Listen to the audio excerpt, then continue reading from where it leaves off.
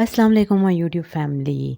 कैसे हैं आप सब? उम्मीद करती हूँ कि आप सब खैरियत से होंगे और अल्लाह के फ़ज़ल व करम से मैं भी खैरियत से हूँ। आज मैं लेके आई हूँ आपके लिए एक न्यू व्लॉग। मैं इसमें अपनी रूटीन शेयर करूँगी, अपनी डेली रूटीन कि मैं क्या-क्या करती हूँ। तो शुरू करते हैं आज का व्लॉग। अगर ये व्लॉग पसंद आए तो मेरे चैनल को सब्सक्राइब कीजिएगा और शेयर करना मत भूलिएगा। तो व्लॉग मैं शुरू कर रही हूँ नाश्ते से। इस टाइम मोहम्मद अली सो रहा था तो मैंने सोचा कि जल्दी से नाश्ता तैयार कर लूँ, क्योंकि अगर वो उठ जाए ना तो उसका ये दिल करता है कि मैं ना बस मम्मा उठा के रखे और उठा के सारा काम करे। तो फिर मैंने सोचा कि जल्दी-जल्दी से अपने लिए और अपने हस्बैंड के लिए नाश्ता तैयार कर लूँ। फिर आगे आपसे मैं अपनी सारी रूटीन शेयर करती हूँ कि मैं क्या-क्या करती हूँ। और आप लोग मुझे कमेंट करके ज़रूर बताइएगा कि आपकी डेली रूटीन कैसी है, आप क्या करते हैं और आपका दिन कैसा गुज़रता है। जब आप मुझे कमेंट्स करते हैं ना तो मुझे बहुत अच्छा लगता है। और प्लीज़ लाइक ज़रूर कीजिएगा मेरी वीडियो को, क्योंकि मैं आपके लिए वीडियो बनाती हूँ। मैंने छोड़ दिया था वीडियो बनाना, लेकिन ना फिर मैंने सोचा कि आप लोगों को मैं अपनी रूटीन बताऊँ, अपनी लाइफ़ के बारे में बताऊँ, इसलिए मैंने व्लॉगिंग करना शुरू कर दी। तो उम्मीद करती हूँ कि आज का व्लॉग आपको पसंद आएगा। यहाँ पे पराठे बन गए थे तो अब मैं चाय बना रही हूँ। मैं तो चाय नहीं पीती, लेकिन मेरे हस्बैंड बहुत ज़्यादा चाय पीते हैं, इसलिए मैं उनके लिए चाय बना रही हूँ। 1 कप चाय, इसमें सिर्फ़ दूध डाला है और दूध में तकरीबन 1 से हाफ़ जो टेबल स्पून है ना वो मैंने पत्ती डाली है और 2 चम्मच मैंने चीनी डाली है। तो हमारा नाश्ता रेडी हो गया है। इसके साथ सालन वग़ैरह मैं सर्व करूँगी। और नाश्ता करने के बाद मैंने सोचा कि बर्तन धो लूँ। सबसे पहले होता है कि बर्तन जो है ना वो ख़त्म हो जाए। है तो थोड़े ही होते हैं, लेकिन ना फिर मुश्किल हो जाता है बाद में धोना। तो मैंने सोचा कि पहले बर्तन धो लूँ, फिर बाकी का काम स्टार्ट करते हैं। तो और आप बताइए आपकी लाइफ़ में क्या हो रहा है? कैसी गुज़र रही है आपकी लाइफ़? अच्छा, इस व्लॉग को पूरा ज़रूर देखिएगा। आगे मैं आपको ना अपनी कुछ रेसिपी भी शेयर करूँगी। इसमें मैं आलू गोभी आपको बनाना सिखाऊँगी और आज हम मीठे में मैंगो डिलाइट बना रहे हैं, तो वो भी आपको दिखाऊँगी कि कैसे बनाती हूँ। उसकी वीडियो पहले भी मैंने अपलोड की हुई है, तो वो भी आप जाके ज़रूर देखिएगा। बर्तन वगैरह धो के फिर मैंने सोचा कि थोड़ा किचन साफ़ कर लूँ, किचन की सफाई हो जाए तो बेहतर है, क्योंकि किचन साफ़-सुथरा ही अच्छा लगता है और अगर गंदा हो तो काम करने का भी दिल नहीं करता। तो इसलिए मैंने सोचा कि किचन की सफाई कर लें।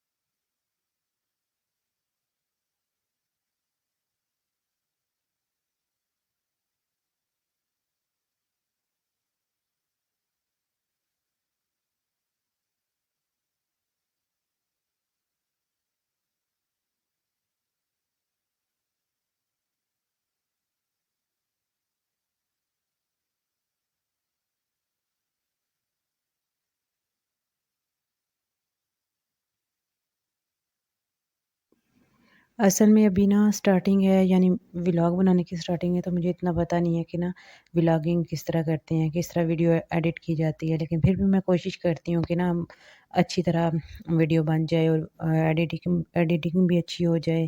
तो इसलिए अगर कुछ बुरा लगे तो उसके लिए मैं आपसे माज़रत करती हूँ, लेकिन मैं कोशिश करूँगी कि आगे-आगे ना आपके लिए बहुत अच्छी वीडियो बनाऊँ। तो असल में शुरू में ये होता है कि इंसान का जो कॉन्फिडेंस लेवल है ना वो भी इतना हाई नहीं होता, तो इसलिए थोड़ी मिस्टेक्स हो जाती हैं, तो इसलिए आपसे माज़रत है। तो अभी हम लोग अपनी सब्ज़ी वगैरह धो के तो उसके बाद कुकिंग शुरू करेंगे। तो खाने में आज मैं आलू गोभी बना रही हूँ। पर्सनली मुझे ना वैसे आलू गोभी इतनी पसंद नहीं है, लेकिन अली के बाबा को बहुत ज़्यादा पसंद है। आलू गोभी, शिमला मिर्च, आलू इस तरह की चीज़ें ना काफ़ी ज़्यादा पसंद है। तो फिर मैंने सोचा कि चलें आज आलू गोभी बना लेते हैं, सुबह फिर आलू वाले पराठे भी बना लेंगे। अच्छा, यहाँ पे ना मैं आलू इसलिए सारे वॉश करके रख रही हूँ, क्योंकि अगर हम लोग ऐसे रख दें ना तो वो ख़राब हो जाते हैं। तो धो के रखेंगे, एक तो ये होगा कि जब हमें ज़रूरत होगी हम लोग इसे ना छील के तो बस एक बार धो के इस्तेमाल कर लेंगे। और अगर हम ऐसे ही रख देंगे, एक तो ख़राब हो जाएँगे और दूसरा ये होगा कि उस टाइम हमें ना टाइम भी काफ़ी ज़्यादा लग जाएगा। अगर हमें जल्दी होगी ना तो वो जो टाइम है वो हमारा बचेगा नहीं, हमारा टाइम ज़्यादा ज़ाया हो जाएगा आलू धोने पे। تو یہاں پہ پھر میں نے کٹنگ کر لی گوبھی آلو اور پیاز وغیرہ کی، کیونکہ اتنی لمبی ویڈیو پھر آج کل کوئی دیکھتا بھی نہیں ہے، تو پھر میں نے سوچا کہ نا پہلے کٹنگ وغیرہ کر کے رکھ لیتی ہوں۔ تو اب میں نے تقریباً 3 سے 4 چمچ اس میں نا آئل کے ڈالے ہیں، اور ایک پیاز ہوگا، پیاز کو ہم لوگوں نے براؤن کر لینا ہے، یعنی اتنا اسے پکا لینا ہے کہ یہ اچھے سے گل جائے۔ پھر اس میں ہم نے نا ادرک اور لہسن کا پیسٹ ڈالنا ہے، یہ لازمی ڈالیے گا، کیونکہ نا اکثر لوگ کہتے ہیں کہ ہمیں نا گوبھی آلو کھانے سے یعنی گیس پرابلم ہو جاتی ہے، تو جب ہم ادرک لہسن کا استعمال کریں گے نا تو اس سے ایسا کوئی مسئلہ نہیں ہوگا، اس لیے اس کا استعمال لازمی کرنا چاہیے، یہ صحت کے لیے بہت اچھی ہے۔ اس لیے آپ لوگوں کو چاہیے کہ نا آپ ہر جو بھی ہانڈی بنائیں اس میں استعمال کرنا چاہیے اس کا۔ تو اب ہم اسے بھی تھوڑا فرائی کر لیں گے، اور یعنی اچھے سے نا لہسن ادرک پیاز یہ جو تینوں چیزیں نا اچھے سے فرائی ہو جائیں۔ یہ چیزیں ایڈ کرنے کے بعد تقریباً ہم لوگ اس میں 3 سے 4 چمچ جو ہے وہ پانی کا ایڈ کریں گے، کیونکہ جو پیاز ہیں وہ اچھے سے گل جائیں۔ کچا کچا پیاز آئے نا تو پھر وہ مزہ نہیں آتا اس طرح نا، تو اس لیے ہم لوگوں نے پانی کا استعمال کیا ہے۔ اب پانی جب ڈرائی ہو جائے گا نا پھر میں اگلی چیز اس میں ایڈ کروں گی۔ پانی کو اچھے سے ڈرائی کرنا ہے کہ ذرا سا پانی بھی اس میں نہ ہو۔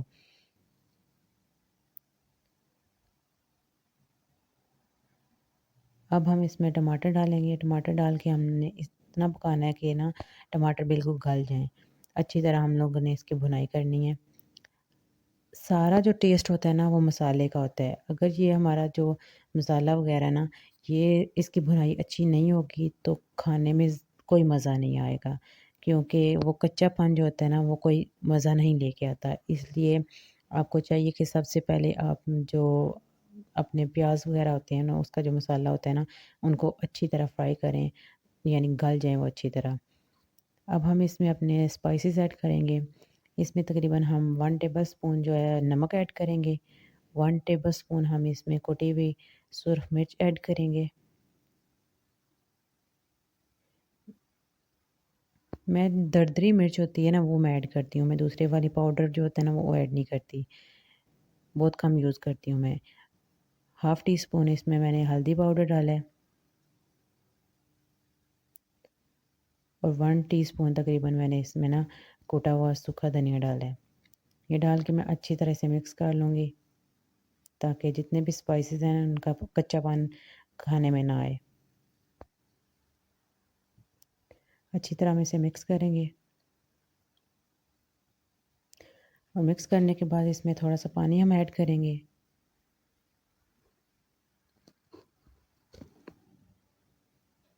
پانی ایڈ کرنے کے بعد ہم لوگوں نے اسے تھوڑی دیر پکانا ہے تاکہ اس کا نا پانی ڈرائی ہو جائے۔ پانی ڈرائی ہوگا تو پھر ہم لوگ نا اگلی چیز اس میں ایڈ کریں گے۔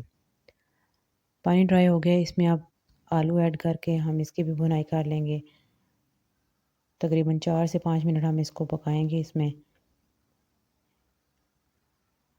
کیونکہ 4 سے 5 منٹ پکانے کا مقصد یہ ہے کہ جو مسالہ ہے نا وہ آلوؤں میں چلا جائے۔ بعد میں ہم لوگوں نے اگر گوبھی ایڈ کر کے پانی ڈال لینا ہے تو اس طرح اس کا ذائقہ اچھا نہیں آئے گا، تو اس لیے ہم آلو کی بھنائی کریں گے۔ آلو میں نے نا موٹے موٹے اس لیے کاٹے ہیں کیونکہ گوبھی میں موٹے والے آلو جو ہے نا وہ اچھے لگتے ہیں، جو باریک کر کے وہ کاٹتے ہیں نا جب اس کو دم کے لیے رکھا جاتا ہے تو وہ آلو جو ہے بالکل گل جاتے ہیں، وہ بالکل ہی پتہ ہی نہیں چلتا کہ ہم نے گوبھی میں آلو ڈالے بھی ہیں یا نہیں ڈالے۔ تو اس لیے میں کیا کرتی ہوں کہ میں نا موٹے والے آلو کاٹ کے نا اس کو پہلے تھوڑی دیر بھون لیتی ہوں اچھی طرح، یعنی مسالہ جو ہے وہ اس میں مکس ہو جائے، تو پھر میں اس کے بعد اس میں نا گوبھی کا ایڈ کرتی ہوں۔ اس طرح بہت مزے کا ٹیسٹ آتا ہے اور کھانا بنتا بھی بہت مزے کا ہے۔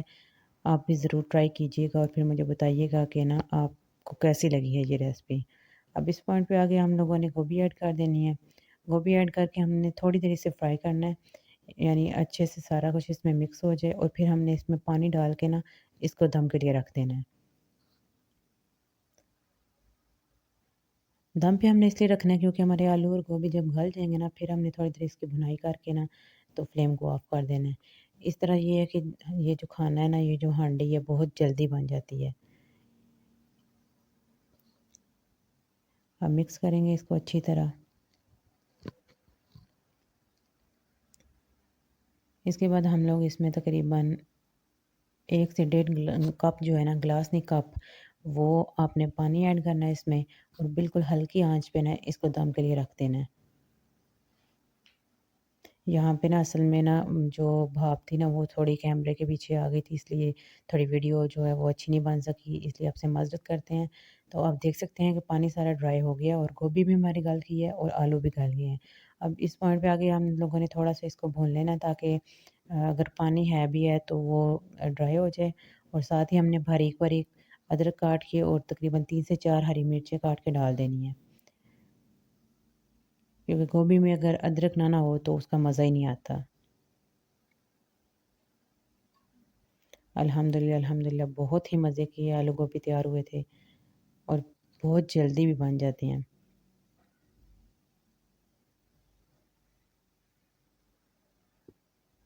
اب اس کے بعد ہم لوگ اپنے میٹھے کی طرف آتے ہیں، کیونکہ کھانے کے بعد میٹھا تو لازمی ہے۔ تو اس کے لیے سپر بسکٹ ہی پڑے ہوئے تھے، تو میں نے کیا کیا کہ اسی کو بس چاپر میں ڈال کے اچھی طرح سے مکس کر لیا، یعنی صحیح اس کا پاؤڈر بن جائے۔ تو وہی میں نے استعمال کر لی ہیں، اس کے لیے کوئی ضروری نہیں ہوتا کہ کوئی بھی ہاس بسکٹ آپ لے کے، ویسے جو میری پہلی ویڈیو ہے نا وہ آپ دیکھیے گا، وہ میں نے صحیح بنائی ہے، یعنی یہ تو میں اور میرے ہسبینڈ یعنی ان کا دل کر رہا تھا تو میں نے بنا لیا ہے بسکٹ جو بڑے ہوئے تھے، تو وہ باقاعدہ میں نے شوٹ کیا، تو وہ آپ چیک کیجیے گا۔ اب کیا کریں گے، جو آم کاٹ کے رکھے ہوئے ہیں ان میں تھوڑی سی کریم ڈال کے نا ہم اس کو بھی اچھی طرح نا بلینڈ کر لیں گے، یعنی ایک پیسٹ بن جائے اس کا نا، کیونکہ ہمیں اس کا پیسٹ چاہیے، ٹھیک ہے، کیوں اچھے سے پیسٹ بنے گا تو اس کا ٹیسٹ اچھا آئے گا۔ اس میں میں نے ابھی آدھی کی کریم ڈالی ہے، کیونکہ آدھی ڈالیں گے تو ٹھیک ہوگا، بعد میں ہم باقی کی ڈال لیں گے۔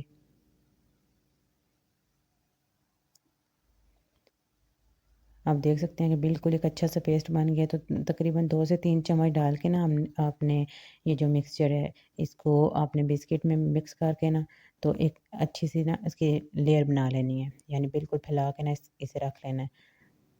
وہ لیئر بنا کے پھر اس کے اوپر ہم لوگوں نے نا وہ جو آم والا مکسچر ہے نا وہ ایڈ کریں گے۔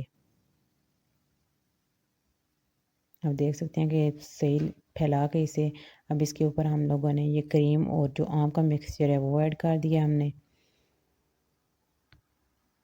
اس کو ایڈ کرنے کے بعد باقی کے جو ہم نے آم کاٹ کے رکھے ہوئے ہیں نا وہ گارنش کے طور پہ ہم لوگ اس کے اوپر ڈال دیں گے۔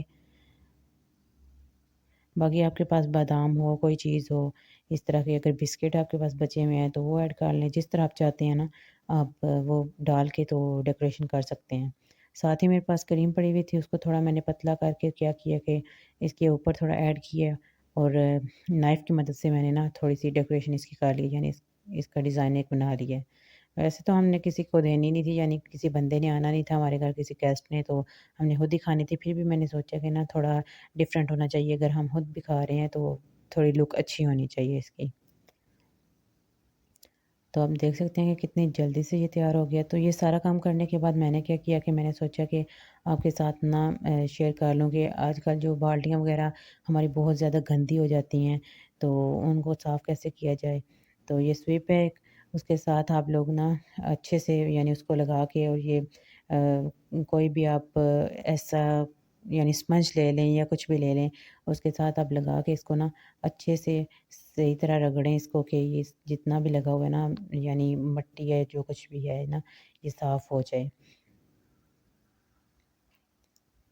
اچھا، ادھر میرے سے نا ایک غلطی ہو گئی تھی کہ میں نے گلوز نہیں تھے پہنے، اور یقین کریں کہ یہ نا ہاتھوں کو اس قدر لگتا ہے کہ اتنی جلن ہوتی ہے نا کہ آپ سوچ بھی نہیں سکتے، اس لیے آپ لوگ سب سے پہلے گلوز اس کا استعمال کریے گا، گلوز آپ پہنیں گے تو پھر ہی آپ لوگوں نے نا یہ یوز کرنا ہے، ورنہ یہ بہت زیادہ خارش بھی اس سے ہوتی ہے اور جلن بھی ہوتی ہے، اس لیے آپ یہ میری طرح کی غلطی نہ کیجیے گا۔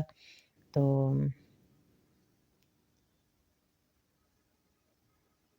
آپ دیکھ سکتے ہیں آپ کے سامنے ہے کہ یہ کس طرح صاف کر رہے ہیں نا، بس ایک مسئلہ ہے اس کا، یہ جو اس کی جلن وغیرہ اور یہ لگنا ہے نا یہ ٹھیک نہیں ہوتا۔